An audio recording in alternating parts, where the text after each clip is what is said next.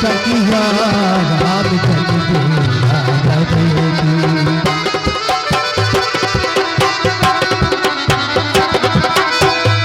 नगर निवासी जुर्म ले आए, नगर निवासी जुर्म ले आए,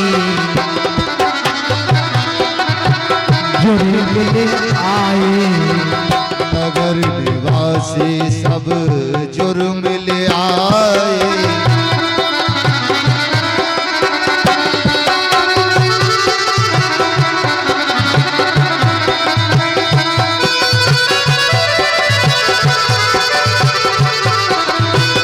खुश हो रही है, खुश हो पते हैं और मैया, खुश हो पते हैं और मैया, राम जन्मे अवध की और सखिया राम जन्मे अवध की।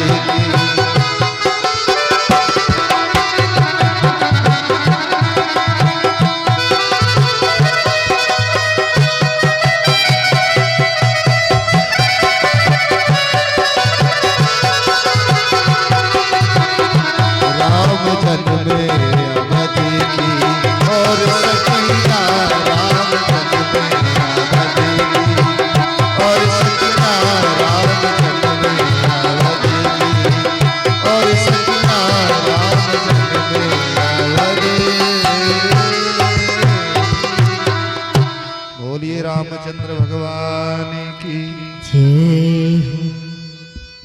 बोलिए चारों भैया ने की, सभी भक्तों की, ठाकुर जी महाराज की जय हो, बांके बिहारी लाल की जय हो, राधे रानी सरकार की जय हो, जय जय श्री राधे।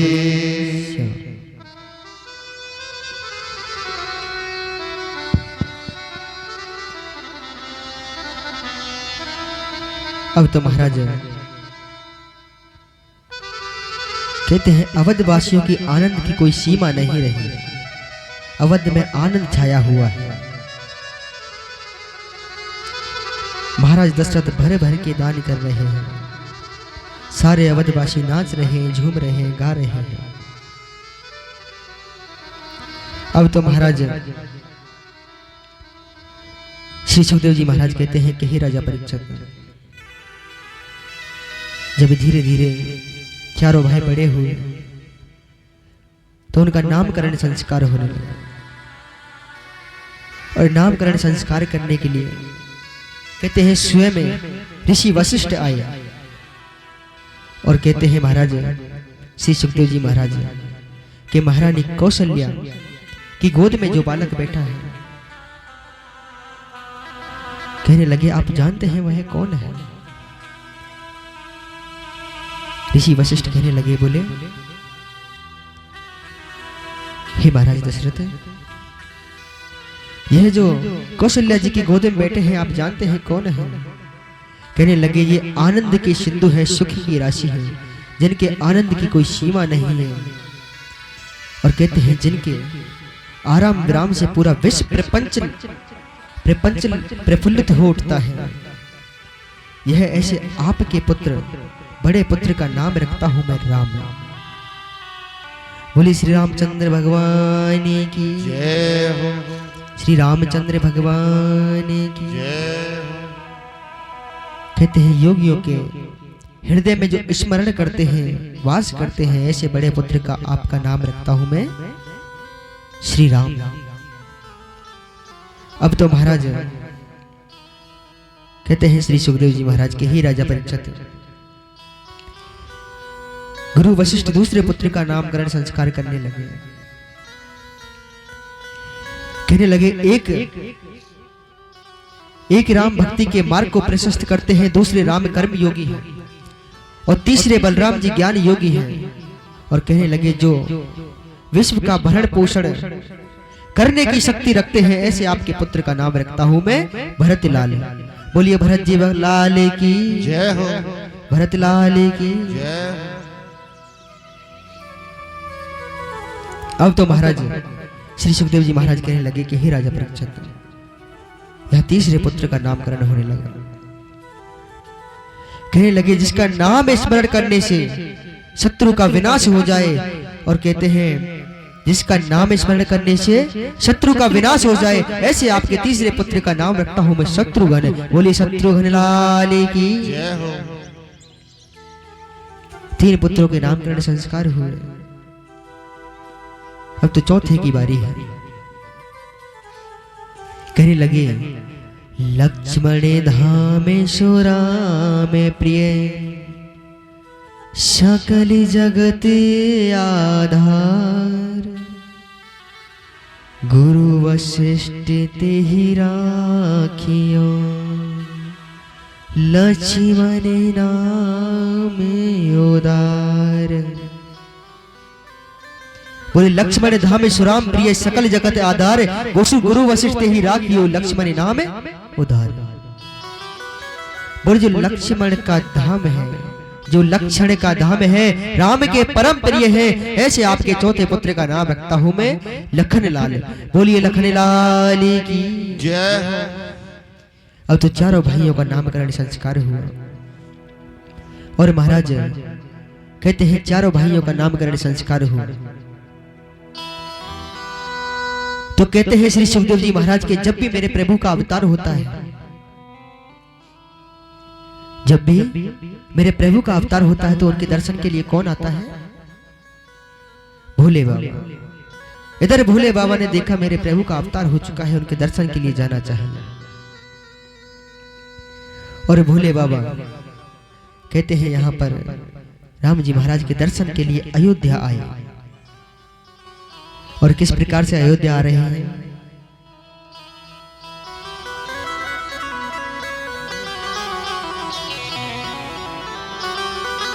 है तेरी माया, अजब है तेरी माया, वेद कोई समझ न पाया, कि आके अलग जगाया, सबसे बड़ा है तेरा नाम, तेरा नाम भोलेनाथ भोलेनाथ भोलेनाथ भोलेनाथ।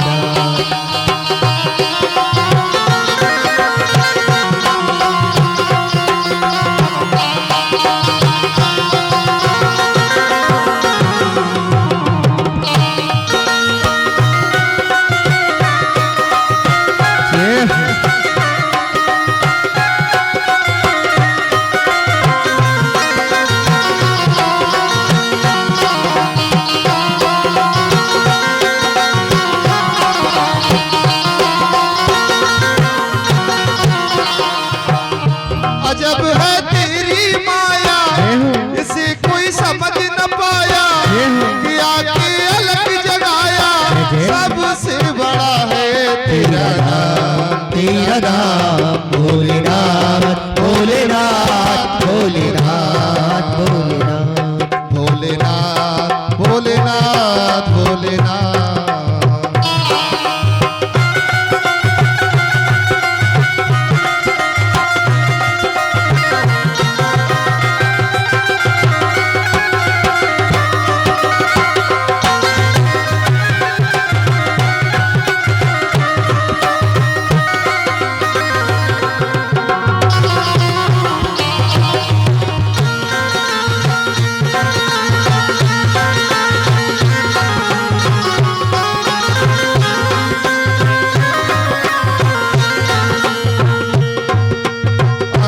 भूति गले रुंड माला शेष नाग लिपटायो, अंग बभूति गले रुंड माला शेष नाग लिपटायो,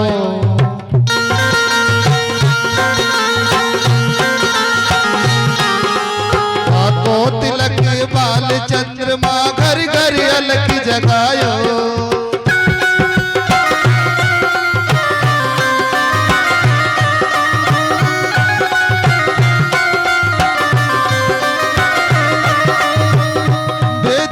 समझ न पाया, वो आके खेल रचाया, सबसे बड़ा है तेरा नाम, तेरा नाम भोलेनाथ भोलेनाथ भोलेनाथ।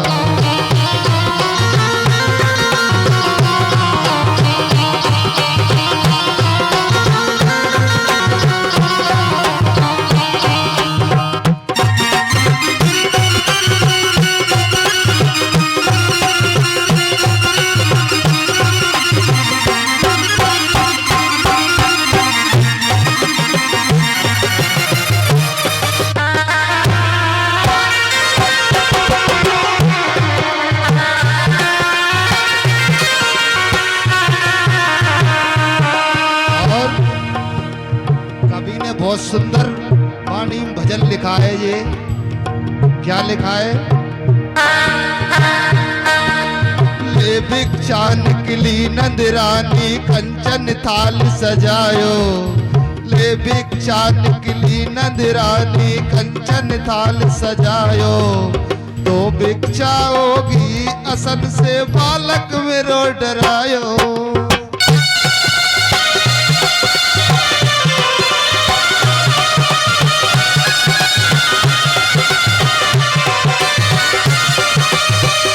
नगर में जोगी आया, वेद कोई समझ न पाया, वो आके अलग जगाया, सबसे बड़ा है तेरा धाम, तेरा धाम भोलेनाथ भोलेनाथ भोलेनाथ भोलेनाथ भोलेनाथ भोलेनाथ।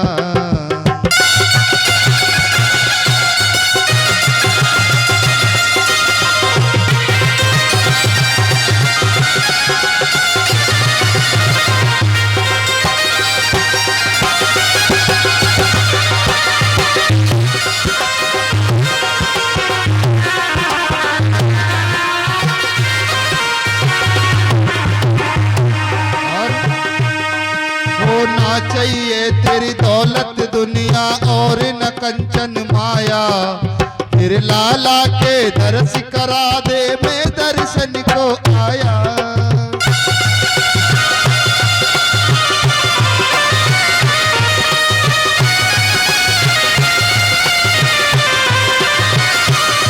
होना चाहिए तेरी दौलत दुनिया और न कंचन माया, तेरे लाला के दर्श करा दे, मैं दर्शन को आया।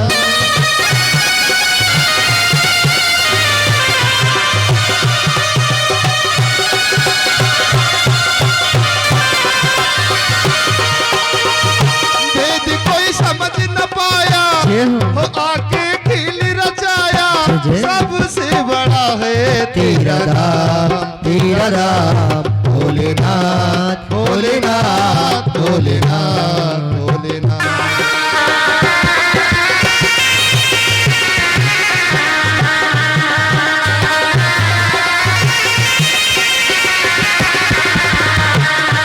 वो 5 बार परिक्रमा करके शुंडी नाग जगायो, सूरदास बलिहारी कन्हैया जुग जुग जियत रजायो।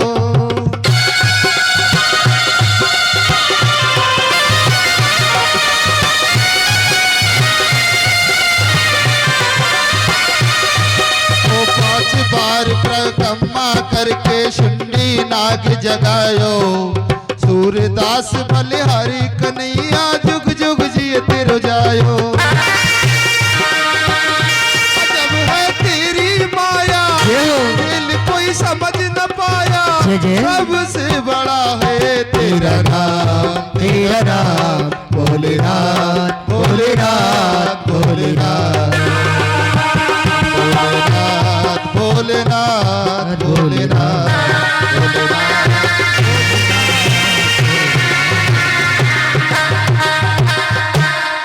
बोलिए शंकर भगवान की जय हो। जय। बोलिए राधे रानी सरकार की। अब तो महाराज कम कम श्री सुखदेव जी महाराज कहते हैं कि हे राजा परीक्षित, यहाँ पर भोले बाबा दर्शन के लिए आए और अपने प्रभु के दर्शन पाकर के वापस अपने कैलाश पर लौट गए। अब कहते हैं इधर एक दिन गुरु वशिष्ठ की आज्ञा पाकर विश्वामित्र अयोध्या आए चारों भाइयों को लेने के लिए, और कहते हैं विश्वामित्र जी के साथ यहाँ पर श्री सुखदेव जी महाराज के ही राजा परीक्षित विश्वामित्रद्वरेण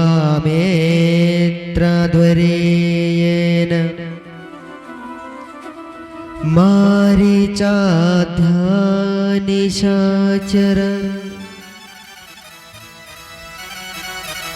पाश पश्यतो लक्ष्मणस्यैव हतानेशतपुङ्गवः।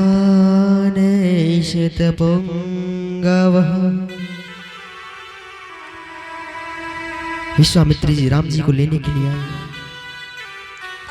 दशरथ जी का मन तो नहीं था भेजने का, लेकिन कहते हैं गुरु वशिष्ठ का आदेश था, पालन करना था, तो राम जी और लक्ष्मण जी को विश्वामित्र के साथ भेज दिया। और विश्वामित्र के साथ जब भेजा तो श्री सुखदेव जी महाराज कहते हैं कि हे राजा परीक्षित, श्रीमद् भागवत कथा में राम जी का चरित्र बहुत ही सूक्ष्म रूप में, राम जी का चरित्र विस्तार में राम कथा में आता है। 9 दिन की राम कथा होती है। श्रीमद् भागवत कथा में बहुत ही सूक्ष्म रूप में आता है राम जी का चरित्र। अब तो महाराज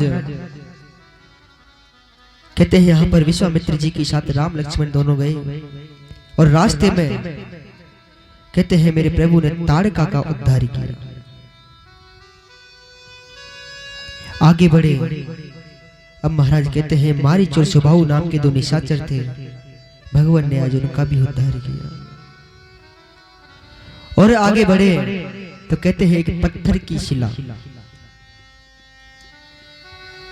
एक नारी पत्थर की शिला में बैठी हुई थी, उसको श्राप लगा था पत्थर होने का।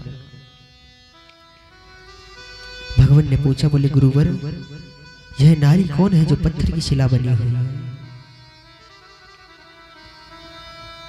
अब तो महाराज वशिष्ठ जी ने कहा, बोले भगवान, बोले यह नारी अहिल्या है जिसको श्राप लगा हुआ है पत्थर की होने का, और इसको वरदान है कि जब भगवान के चरणों का स्पर्श इस शिला से होगा तभी इसका उद्धार होगा। तो भगवान आप अपनी कृपा कीजिए और अपने चरणों का स्पर्श इस शिला से कर दीजिए। लेकिन भगवान तो मर्यादा पुरुषोत्तम है, किसी भी नारी से अपना चरण नहीं लगा सकते, मर्यादा में था।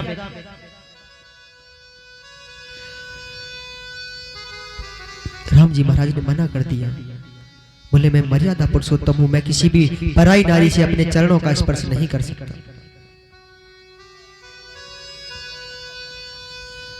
अब तो महाराज कहते हैं श्री सुखदेव जी महाराज कि यहां पर पत्थर की राधा प्यारी,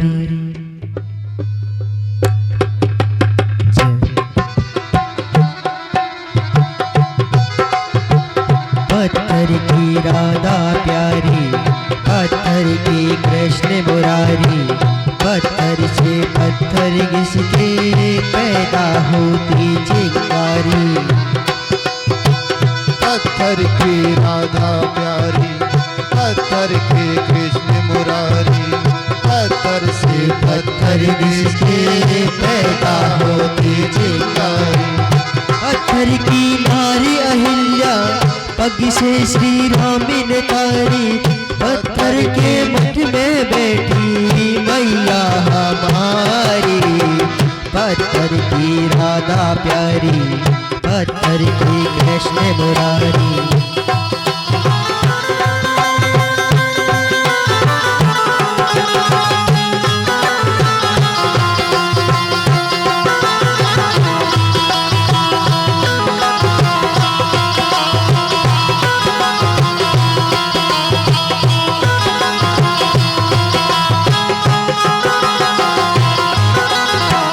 पत्थर की नारी अहिल्या पग से श्री राम ने तारी, पत्थर के मठ में बैठी मैया हमारी।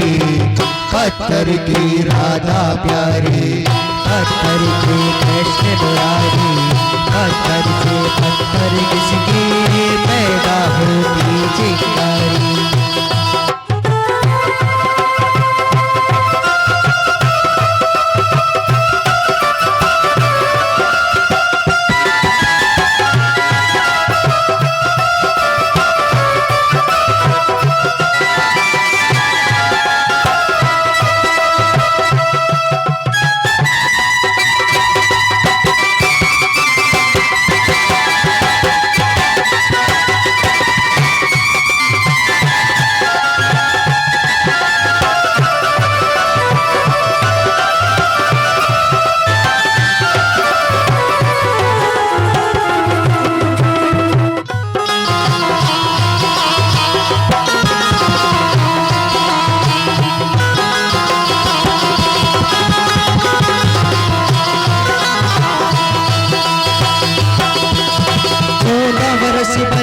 काशी को भेजा राम लखन सीता को पत्थर रख सीने पे दशरथ ने।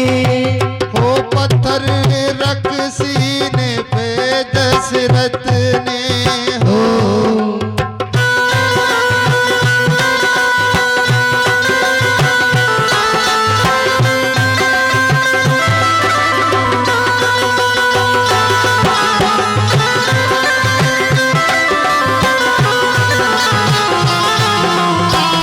जुदाई का एक पत्थर सहादेव की माने कैसी लीला रचाई कुदरत ने।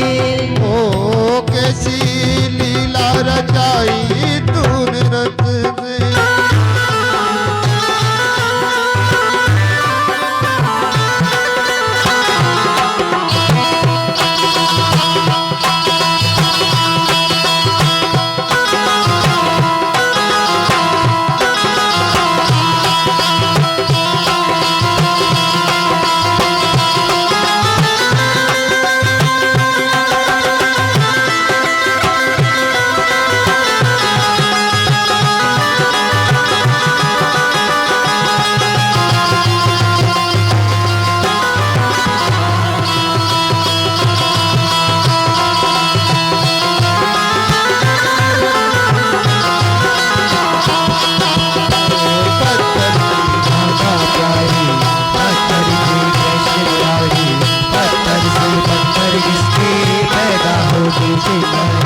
पत्थर की नारे अहिल्या पग से श्री राम ने तारे। पत्थर के मठ में बैठी मैया हमारी। पत्थर की राधा प्यारी पत्थर की कृष्ण मुरारी। पत्थर से पत्थर किसके पैदा होती चिंगारी। पत्थर की राधा प्यारी पत्थर की कृष्ण मुरारी। पत्थर से पत्थर किसके पैदा होती चिंगारी।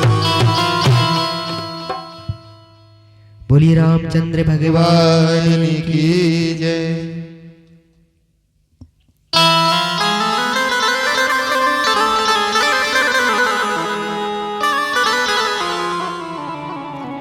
अब तो महाराज कहते हैं राम जी महाराज अपने चरणों का स्पर्श उस पत्थर की शिला से कर नहीं सकते तो उसका उद्धार कैसे हो। बड़ा विचित्र संशय आ गया।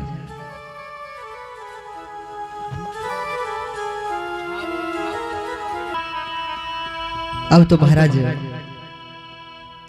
श्री सुखदेव जी महाराज कहते हैं कि हे राजा परीक्षित,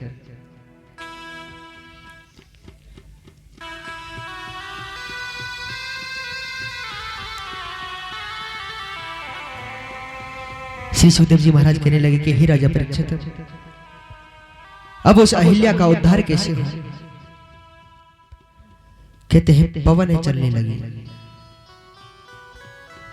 हवा बहने लगी, और जब हवा चलने लगी तो महाराज जैसे ही राम जी महाराज वहां से आगे चलने लगे तो उनके चरणों की जो रज थी वह उड़ करके अहिल्या के पत्थर की शिला पर जा लगी, और जैसे ही पत्थर की शिला पर जाकर लगी तो अहिल्या का उद्धार हो गया। बोलिए रामचंद्र भगवान की जय हो। इधर अहिल्या का उद्धार किया।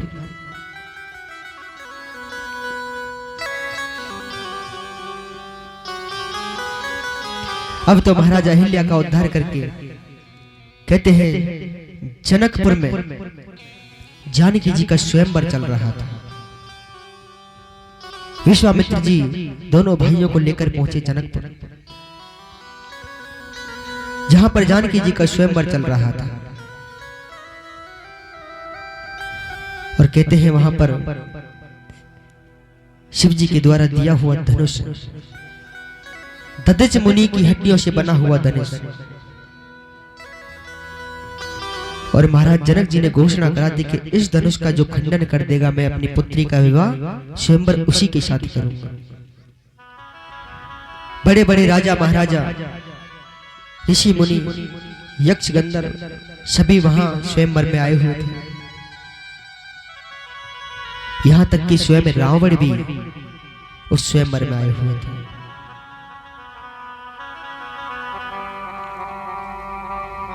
सब राजा प्रयत्न कर रहे हैं उस धनुष को उठाने का, लेकिन किसी से उठना तो दूर की बात, वह हिल तक नहीं रहा।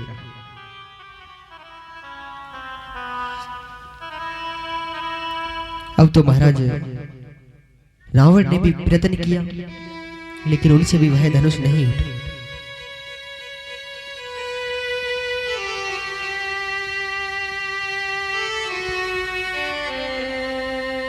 जब किसी से वह धनुष नहीं उठा तो जनक जी ने कहा, बोले लगता है यह इस संसार में, इस पृथ्वी पर कोई भी बलवान नहीं रहा, कोई भी बलशाली राजा नहीं रहा जिससे यह धनुष नहीं उठा।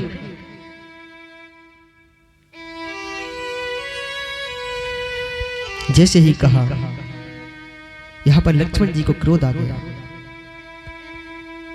खड़े हुए विश्वामित्र जी ने रोक लिया। बोले आप नहीं। राम जी महाराज को इशारा किया, बोले हे भगवान, हे रामचंद्र जी आप खड़े होकर जाइए। और भगवान आज्ञा पाकर के कहते हैं, धनुष के पास गए, जाकर के प्रणाम किया धनुष को, और प्रणाम करके कहते हैं, लेते चढ़ावत सबने देखा। धनुष को प्रणाम किया और धनुष को उठाया। लेते हुए सबने देखा, और कहते हैं बांधते हुए भी सबने देखा। उसकी कमान बांधते हुए भी सबने देखा। लेते चढ़ावत सबने देखा, लेते हुए सबने देखा, चढ़ाते हुए सबने देखा, लेकिन जैसे ही धनुष का खंडन हुआ किसी ने नहीं देखा। और राम जी महाराज ने धनुष का खंडन कर दिया। तालियां बजने लगी। जनकपुर में खुशी का माहौल हो गया, आनंद छा गया पूरे जनकपुर में। अब तो महाराज जैसे ही धनुष का खंडन हुआ, इधर से जानकी जी वरमाला लेकर के आ रही है। जानकी जी हाथ में वरमाला लेकर के आ रही है, और वरमाला लेकर के आई जानकी जी। राम जी महाराज के समक्ष सन्मुख आकर खड़ी हो गई। प्रयत्न कर रही है राम जी महाराज के गले में वरमाला डालने का, लेकिन कहते हैं राम जी महाराज बड़े थे और जानकी महाराज छोटी थी, तो वहां तक नहीं पहुंच पाती। बार बार प्रयत्न कर रही है वरमाला डालने का, लेकिन असफल होती है। जो जानकी जी की सखी थी, सहेली, उन्होंने कहा, बोले हे रामचंद्र जी महाराज आप तनक थोड़ा नीचे झुक जाइए। बोले आप तनक थोड़ा नीचे झुक जाइए, जिससे हमारी जो जानकी है वह आपके गले में माला डाल। राम जी ने कह दिया, बोले हम सूर्यवंशी हैं, हमें किसी के सामने नहीं झुकते, हमें किसी के सामने झुकना पसंद नहीं करते।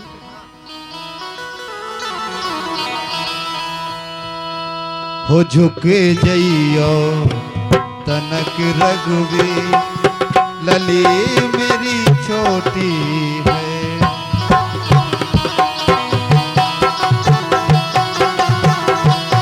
मेरी छोटी सी झुके जइयो तनक रघुवीर, लली मेरी छोटी है। छोटी है हाय छोटी है, और छोटी है छोटी जइयो तनक रघुवीर, लली मोरे छोटी है। तनक रघुवीर, लली मेरी छोटी है।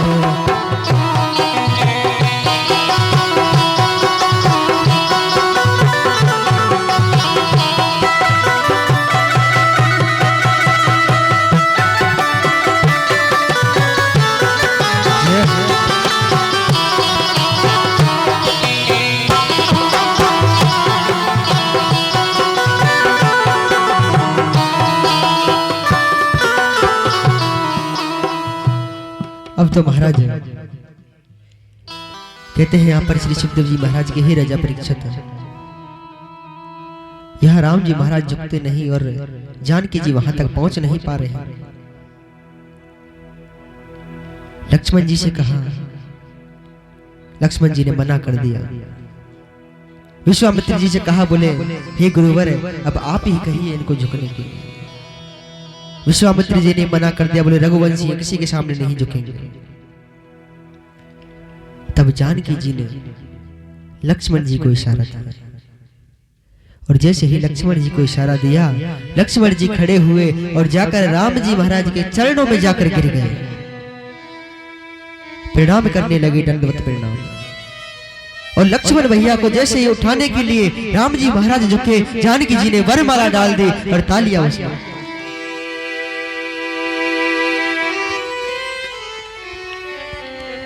इधर कहते हैं यहाँ पर वरमाला डाली और जनकपुर की जो नारियां हैं अब वो है, हो रघुनंदन फूले ना समा,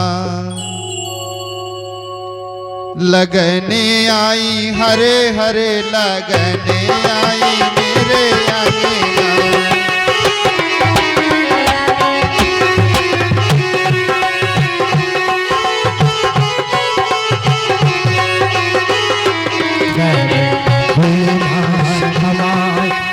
लगने आई हरे हरे लगने आई मेरे अंगना, रघुनंदन फूले ना समा।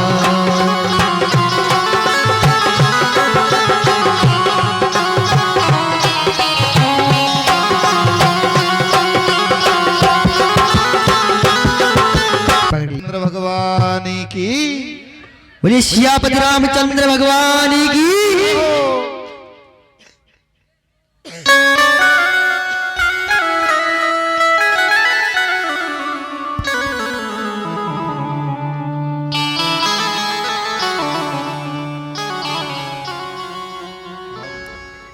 अब तो महाराज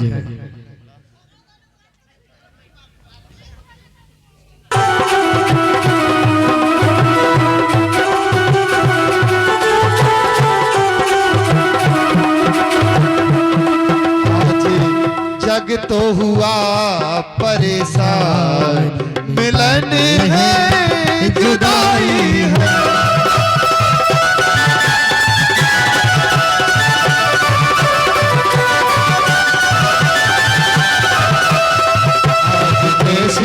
घड़ी आई है, मिलन है जुदाई है।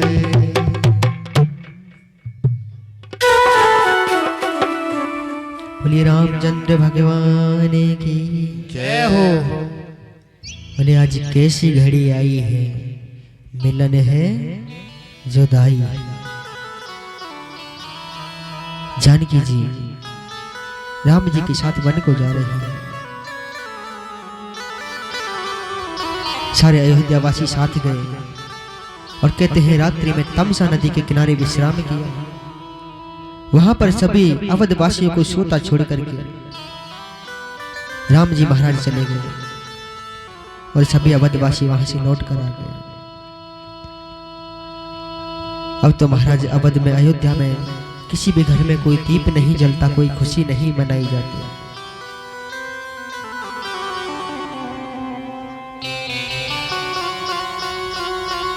चारों तरफ दुख छाया हुआ।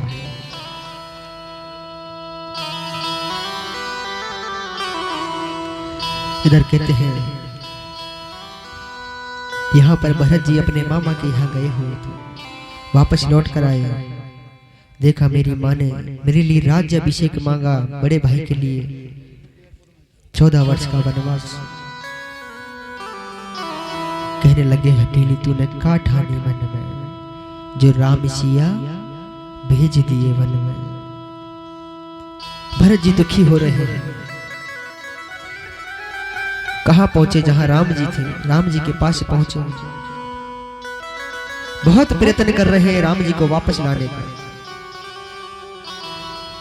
लेकिन महाराज राम जी ने कह दिया अभी हम दोबारा वापस लौट कर नहीं आएंगे। माँ का वचन है, पूरा करके आएंगे माँ का वचन।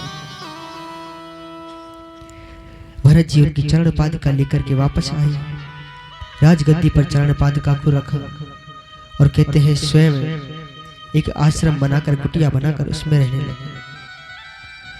अब तो अयोध्या में कोई भी अपने चरणों में पादुका नहीं पहनता।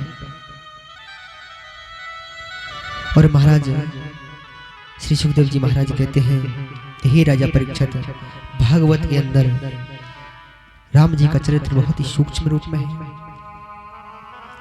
तो आगे बढ़े, कहते हैं पंचवटी पर जाकर एक सुंदर पर्णकुटी बनाई, वहां पर वास किया। और महाराज रावण की बहन शूर्पणखा वहां पर आई, लक्ष्मण जी ने उसकी नाक काटी और वापस रावण से जाकर कहते हैं कहा शूर्पणखा ने, तो रावण एक साधु का रूप धारण करके जानकी जी के हरण के लिए आया। पर्णकुटी की पर आया, कहने लगा भिक्षाम देहि, भिक्षा मांगने लगा। और महाराज कहते हैं कि रावण साधु का रूप धारण करके आया, लेकिन जब जानकी जी का हरण किया तब अपने वास्तविक रूप में आकर के किया। क्यों? क्योंकि रावण इतना बड़ा विद्वान था, उसको पता था कि अगर मैं साधु के रूप में जानकी जी का हरण करूंगा तो आने वाले समय में सभी संतों पर, साधुओं पर कलंक लग जाएगा। नहीं चाहता, अगर रावण चाहता तो साधु के रूप में भी हरण कर सकता था। मैंने बताया रावण के बराबर ज्ञानी कोई नहीं था। इतना महान बलवान था, राम भी नहीं मार सकते थे।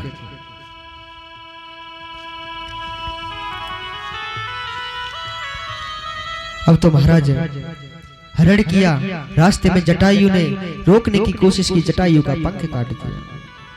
इधर राम जी महाराज को पता चला जानकी जी का हरण हो गया, जानकी जी की खोज में जाने लगे। रावण जानकी जी को लंका ले गया। और महाराज श्री सुखदेव जी महाराज कहते हैं यहां पर जटायु को राम जी ने अपनी गोद में लिया और जटायु ने राम जी की गोद में अपने प्राण त्याग दिए। जटायु ने कहा, बोले इससे अच्छी मुक्ति और क्या हो सकती है, भगवान की गोद में आज मैं बैठा हूं। जटायु ने प्राण त्यागे, आगे गए, हनुमान जी से मुलाकात की, सुग्रीव से मुलाकात की, बाली का उद्धार किया, जामवंत से मुलाकात की। और कहते हैं सभी वानर सेना के साथ मिलकर के राम सेतु का निर्माण किया, लंका पर चढ़ाई की। और लंका पर चढ़ाई करके श्री सुखदेव जी महाराज कहते हैं कि हे राजा परीक्षित, यहाँ पर रावण के सभी भाइयों का उद्धार किया, पुत्रों का उद्धार किया और अंत में रावण का उद्धार करके मां जानकी को वापस अयोध्या लेकर के आ गया। और आज वापस पुनः अयोध्या दुल्हन सी सजी हुई है। सभी अवधवासी मिलकर खुशियां मना रहे हैं। और इधर कहते हैं एक धोबी के कहने पर राम जी ने मां जानकी की परीक्षा ली। मां जानकी वाल्मीकि के आश्रम पर भेजा, वहां पर उन्होंने दो पराक्रमी पुत्रों को जन्म दिया, लव और कुश। और कहते हैं इधर श्री राम जी महाराज ने हजारों वर्षों तक प्रशासन किया और कहते हैं 13,000 वर्षों तक राज्य करके समस्त अवधवासियों को विमान में बैठा कर अपने धाम ले गए। बोलिए रामचंद्र भगवान की जय, रामचंद्र भगवान जय हो, रामचंद्र भगवान जय हो।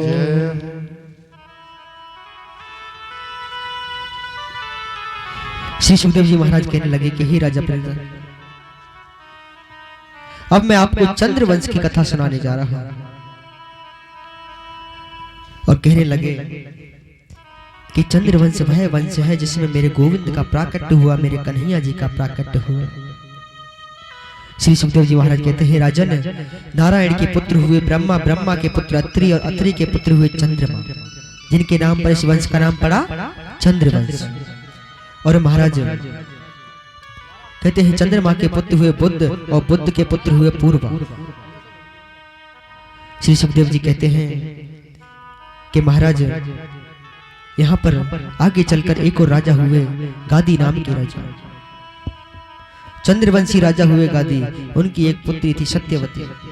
सत्यवती का विवाह ऋचिक मुनि के साथ कराया और ऋचिक मुनि के साथ विवाह कराया तो महाराज कहते हैं उनके पुत्र हुए जमदग्न और जमदग्न पुत्र हुए महाराज। तो कहते हैं उनकी पत्नी थी रेणुका। रेणुका ने पुत्रों को जन्म दिया जिनमें सबसे छोटे थे परशुराम जी, जो भगवान के एक अवतार माने जाते हैं। बोलिए परशुराम भगवान की जय हो। परशुराम जी महाराज की जय हो। इसी वंश में आगे चलकर राजा नहुष हुए, राजा ययाति हुए और महाराज कहते हैं राजा ययाति के बाद राजा यदु हुए, जिनसे इस वंश का नाम पड़ा यदुवंश। और कहते हैं महाराज इसी वंश में आगे चलकर रंती देव हुए। ययाति जो राजा थे जिनके नाम पर कहते हैं जिनके पुत्र थे यदु, यदु के नाम पर इस वंश का नाम यदुवंश पड़ा। और कहते हैं कई पीढ़ियों के बाद इस वंश में एक राजा और हुए जिनका नाम था देवमीड़। देवमीड़ राजा की दो पत्नियां थी, पुत्र हुए अर्जन्य और पुरजन्य और दूसरी पत्नी के हुए सूरसेन। अब तो महाराज कहते हैं अर्जन्य पुरजन्य 9 पुत्र हुए के पुत्र हुए 9, जिन्हें हम नवनंद कहते हैं, जिनमें नंद बाबा कहते हैं नवनंद, जिनमें नंद बाबा भी आते हैं। और महाराज जो गोकुल में वास करते हैं। और इधर सूरसेन के पुत्र हुए वासुदेव आदि। और इधर कहते हैं श्री सुखदेव जी महाराज कि ही राजा परीक्षित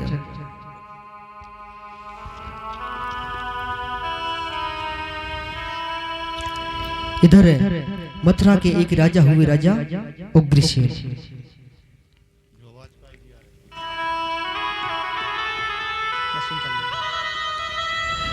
राजा उग्रसेन हुए, उनका विवाह हुआ और कहते हैं उनकी पत्नी के कोई पुत्र नहीं था। पुत्र कामेष्टि यज्ञ कराया, गर्भवती हुई उनकी पत्नी और वन में विचरण करने के लिए गई एक दिन। तो वहां पर उनके गर्भ पर एक दुर्मिल नामक राक्षस की छाया पड़ी। तो उनके गर्भ में जो पुत्र था वह राक्षस हो गया। अब तो महाराज उग्रसेन के यहाँ एक पुत्र का जन्म हुआ, वह कंस कहलाया। ऋषियों ने आके कह दिया, बोले राजा उग्रसेन यह जो तुम्हारा पुत्र है यह तुम्हारे वंश को नष्ट करने वाला होगा। उग्रसेन ने उसको कहते हैं लता पताओं में लपेटकर यमुना में बहा दिया। यमुना में सूरसेन स्नान कर रहे थे और सूरसेन ने उस पुत्र को अपने साथ लेकर के अपने साथ आ गए, उसका पालन पोषण करने लगे। धीरे धीरे जब वह बड़ा हुआ तो नारद जी को पता चला। नारद जी ने कहते हैं कंस के पास पहुंच करके कंस से कह दिया, बोले यह सूरसेन तुम्हारे पिता नहीं है, तुम्हारे पिता मथुरा के राजा है उग्रसेन है। अब तो महाराज कंस कहते हैं शिव जी का ध्यान करने के लिए तप करने के लिए चला गया। शिव जी को प्रसन्न किया और कहते हैं वरदान मांगा। वरदान में शिव जी ने एक धनुष दे दिया और कह दिया इस धनुष का जो खंडन कर देगा समझ लेना वही तुम्हारा शत्रु है। अब तो महाराज कहते हैं इधर राजा कंस ने अपनी सेना में अगासुर, व्यागासुर, व्योमासुर, हर्षासुर, केशी, धेनुकासुर बड़े बड़े राक्षसों को शामिल किया और मथुरा पर चढ़ाई कर दी और अपने पिता उग्रसेन को कारागृह में डाल दिया। स्वयं राजा बन गया और मथुरा में घोषणा करवा दी आज के बाद यहाँ कोई भी यज्ञ इत्यादि का कार्य नहीं होगा, आज से यहाँ का राजा मैं हूं।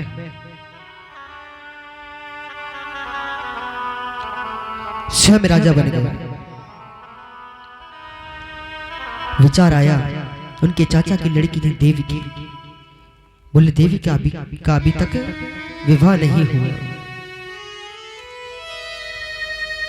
तो वासुदेव के साथ देवकी का विवाह तय किया और कहते हैं विवाह किया वासुदेव के साथ देवकी का और स्वयं रथवान होकर देवकी को विदा करने जा रहा था। तभी आकाशवाणी हुई कि ए मथुरा के राजा कंस, तू आज इतना खुशहाल है, देवकी का अष्टम लाल कंस तेरा काल है। बोल ए राजा कंस, तू आज इतना खुशहाल है, जिस बहन के शादी विवाह पर उसी तेरी बहन का अष्टम लाल तेरा काल होगा। जैसे ही आकाशवाणी सुनी, रथ से नीचे धड़ाम से गिर गया कंस। और जब नीचे गिरा, विचार किया कि जिस बहन का मैं विवाह करा रहा हूं, उसको विदा करने जा रहा हूं, उसी का कहते हैं 8वां पुत्र मेरा काल होगा।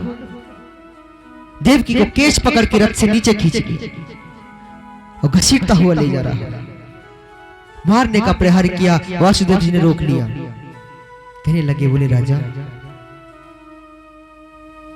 बोले देवकी का 8वां लाल तुम्हारा काल है, देवकी तो नहीं है ना। बोले आप हमारे कहने से एक कार्य कीजिए, देवकी को छोड़ दीजिए, इनका जो 8वां पुत्र होगा, इनके जो भी पुत्र होंगे, उनको हम आपको आकर सौंप देंगे। कंस ने विचार किया, बोले बात तो ठीक है, बोले देवकी थोड़ी मेरा काल है, इसके पुत्र हैं और आखिर मेरी बहन है देवकी। छोड़ दिया, लेकिन कारागृह में बंद कर दिया। धीरे धीरे समय निकला, पहला पुत्र हुआ देवकी का। कहते हैं वासुदेव जी उस पुत्र को स्वयं लेकर के गए राजा कंस के पास। कंस उस पुत्र की तरफ निहार रहा है, बोले इतना छोटा सा बालक है, यह मेरा काल कैसे हो सकता है। और विचार किया, बोले ये मेरा काल तो 8वां है, यह तो पहला है। वापस भेज दिया। तभी वहां पर नारद जी आ गया। नारद जी ने कहा, बोले राजा कंस, यह कौन सी गलती कर रहे हो तुम? तभी 8 लकीर खींच कर दिखाई। कहा, बोले राजा कंस, इनको गिनो। बोले जहां से भी गिनते हैं, गिनती में 8 आती है। बोले कहीं से गिन लो, 8 है। बोले कुछ समझ में आया राजा? बोले देवकी के 8 पुत्र हैं, तुमको क्या पता कौन सा तुम्हारा काल होगा। राजा कंस ने वापस उसको बुला लिया, अपने हाथों में लेकर धड़ाम से नीचे पटक दिया। उसके वहीं प्राण निकल गए। पहले पुत्र की हत्या की, दूसरे पुत्र की हत्या की, धीरे धीरे करके 6 पुत्रों की हत्या कर दी देवकी की। अब तो महाराज श्री सुखदेव जी महाराज कहते हैं कि हे राजा परीक्षित, जो देवकी का 7वां पुत्र था, उसको भगवान ने माया से छीड़ कर दिया और रोहिणी के घर में पहुंचा दिया। रोहिणी के यहाँ उनका जन्म हुआ बलराम जी महाराज का। बोलिए बलराम जी महाराज की, बलराम जी महाराज की, बलराम जी महाराज की जय हो। 7 पुत्र हुए, अब तो 8वें की बारी। सैनिकों से कह दिया, बोले कड़ी सुरक्षा रखो। अब तो पहरा बढ़ा दिया। अब तो रात में कोई भी काली वस्तु दिखती है राजा कंस को, तो सोचता है मेरा काल आ गया, घबराने लगा। अब तो महाराज श्री सुखदेव जी महाराज कहते हैं कि हे राजा परीक्षित, यहाँ पर अब 8वें की बारी है। कहते हैं कृष्ण पक्ष है, अष्टमी तिथि है, बुधवार का दिन है और रोहिणी नक्षत्र है। रात के ठीक 12 बजे है। मेरे कृष्ण कन्हैया लाल का प्राकट्य होता है। बोलिए बाल कृष्ण कन्हैया लाल की, बाल कृष्ण कन्हैया लाल की, बाल कृष्ण कन्हैया लाल की जय हो। मेरे बाल कृष्ण कन्हैया लाल का प्राकट्य होता है। 4 बजे रूप में प्रकट हुए, क्योंकि भगवान तो जन्म लेते हैं, प्रकट होते हैं, 4 बजे रूप में प्रकट हुए। और 4 बजे रूप में जब प्रकट हुए तो महाराज देव की माँ ने कहा, बोले आपको हमने पुत्र बनकर आने के लिए कहा था, आप तो पिता बनकर आए। अब तो महाराज वापस अपना सूक्ष्म रूप किया, छोटा रूप किया, 2 भुजाएं कम की और रुदन करने लगे। भगवान ने कह दिया, बोले आप एक काम कीजिए, हमको गोकुल छोड़कर आई है, वहां पर यशोदा जी ने एक कन्या को जन्म दिया है। हमको वहां छोड़कर आई और वहां से उस कन्या को अपने साथ ले आई।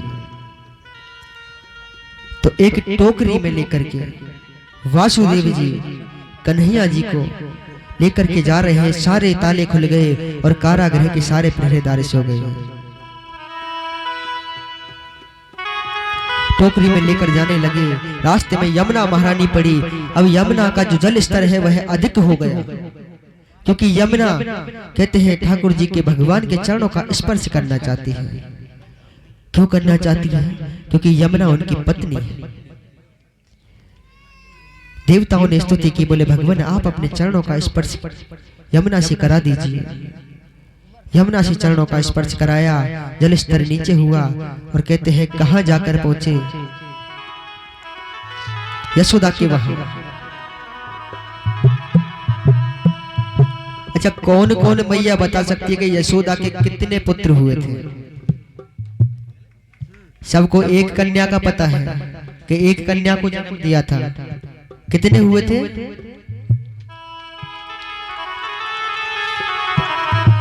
बोलिए बाल कृष्ण कन्हैया लाल की।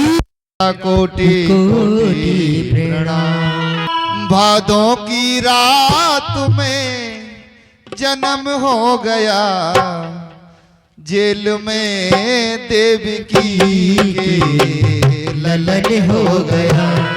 जेल में देवकी के ललन हो गया।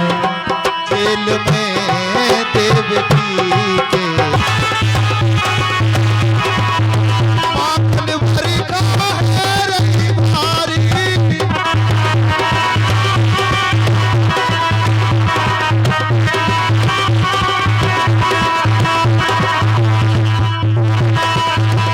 यमुना को जलियों की आई रहो जग मोहे आज कन्हाई।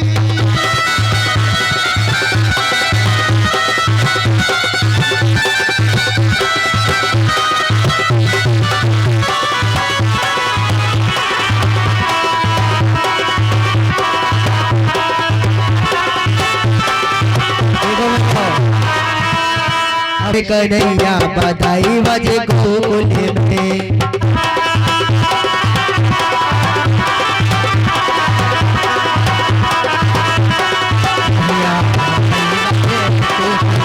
बधाई बजे गोकुल में। बधाई बजे गोकुल में। झूले झूले झूले भले नाम कृष्ण कन्हैया। बधाई बजे गोकुल में।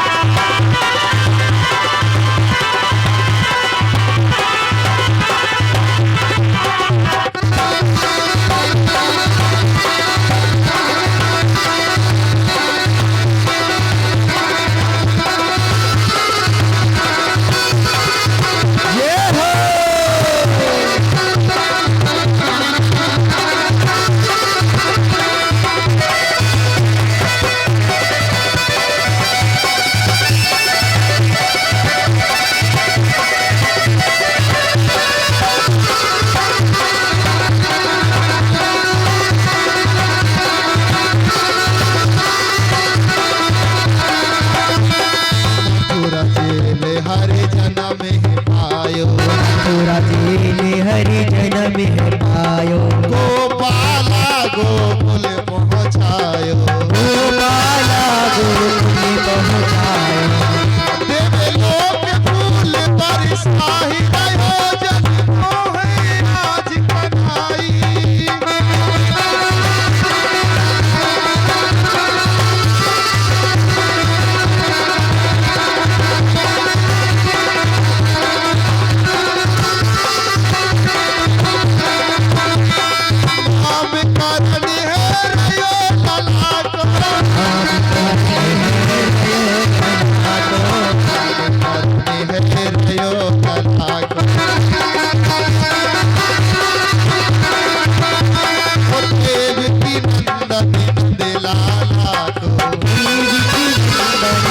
लाला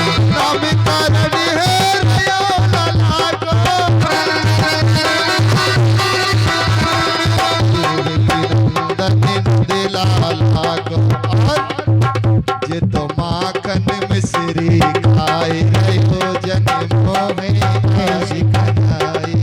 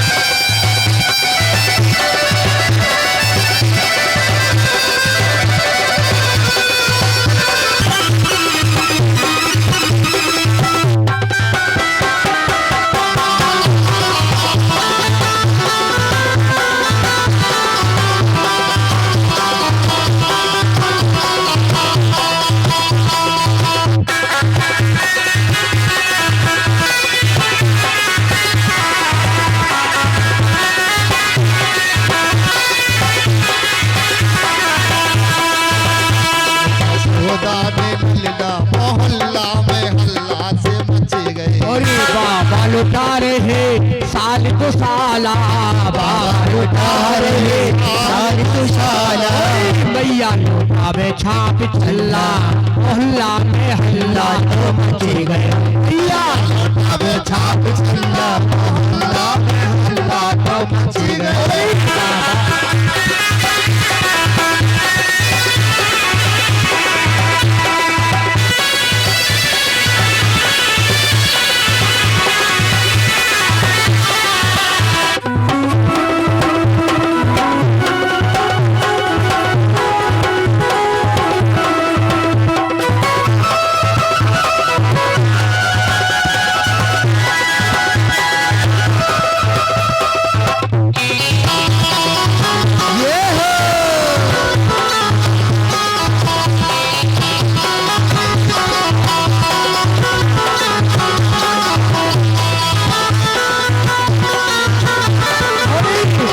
लुटा रहे लड्डू पे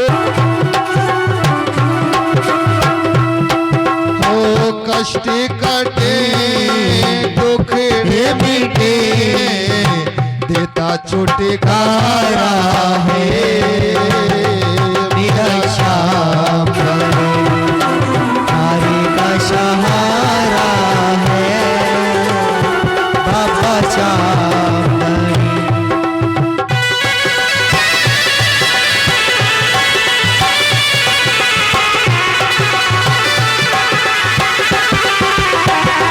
श्याम प्यारे की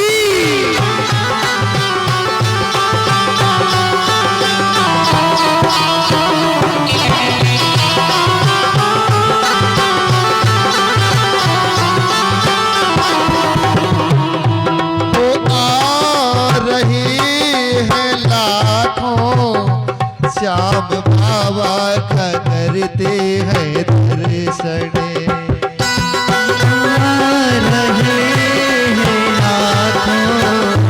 श्याम बाबा का करेंगे दर्शन। वो आ रही है